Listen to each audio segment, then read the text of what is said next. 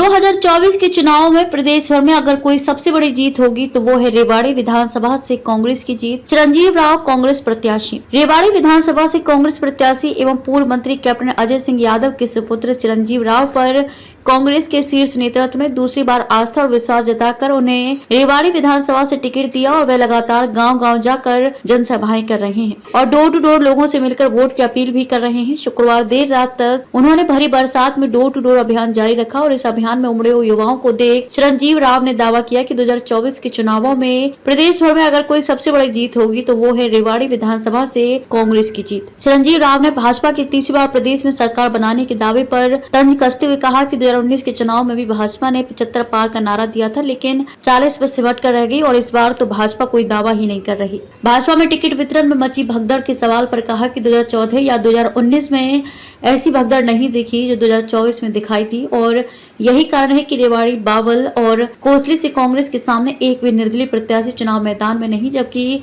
बाकी सभी जगह भाजपा में रह चुके निर्दलीयों की भरमार है। चुनौतियों के सवाल पर उन्होंने कहा कि रेवाड़ी से भाजपा ने ऐसे व्यक्ति को प्रत्याशी बनाया जिसे कोसली की जनता नकार चुकी है और नकारे हुए प्रत्याशी को रेवाड़ी की जनता कभी स्वीकार नहीं करेगी। इसलिए ये चुनाव एक तरफा कांग्रेस के पक्ष में है, लेकिन चुनौती कोई नहीं। इस बार प्रदेश में कांग्रेस बम्पर जीत हासिल कर प्रदेश में सरकार बनाएगी। ये अपनी जीत को लेकर 101% आश्वस्त है, जिसमें शंका की कोई गुंजाइश ही नहीं।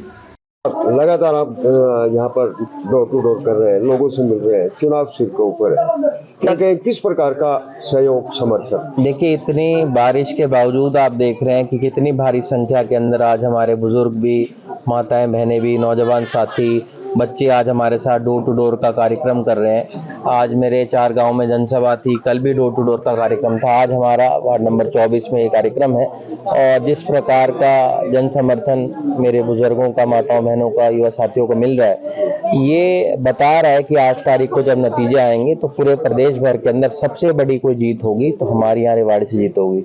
लेकिन भाजपा तो बार बार दावा कर रही है कि तीसरी बार प्रदेश के अंदर सरकार बनेगी। बीजेपी तो पिछली बार भी 75 पार का दावा करती थी और उस दावे की वजह से उनकी 40 सीट आ गई। अब की बार तो वो दावा नहीं कर पा रहे हैं और जनता जानती है कि बीजेपी ने जो झूठ बोले हैं आज जनता उसको समझ चुकी है। आने वाले समय में उनको जवाब देने का काम करेगी। और आपने देखा था जब लोकसभा में उनकी एक भी सीट नहीं आई थी, अब की बार तो हम लोगों ने 10 में से 5 सीटें जीते हैं। अब की बार कांग्रेस पार्टी प्रचंड बहुमत के साथ अपनी सरकार बनाएगी। एक बड़ा अहम सवाल कि बार बार भाजपा कहा करती थी कि कांग्रेस आज तक संगठन नहीं बना पाई, लेकिन अब टिकट वितरण के बाद जो भगदड़ मची भाजपा में आप देख ही रहे हैं भगदड़। ये आपने 2014 और 19 में भगदड़ नहीं देखी थी, 2024 में नजर आ रही है। जितने उनके खड़े हुए निर्दलीय आज से पहले आपने कभी नहीं देखा होगा 10 साल में। ये दर्शा रहा है कि भाजपा जो है वो सत्ता से जा रही है, कांग्रेस पार्टी वापसी कर रही है। देखिए कोसली के आप देखिए, रेवाड़ी में कोई निर्दलीय नहीं खड़ा हुआ, बावल में कोई निर्दलीय नहीं खड़ा हुआ, कोसली में कोई निर्दलीय नहीं खड़ा हुआ और इनके यहाँ पर कितने सारे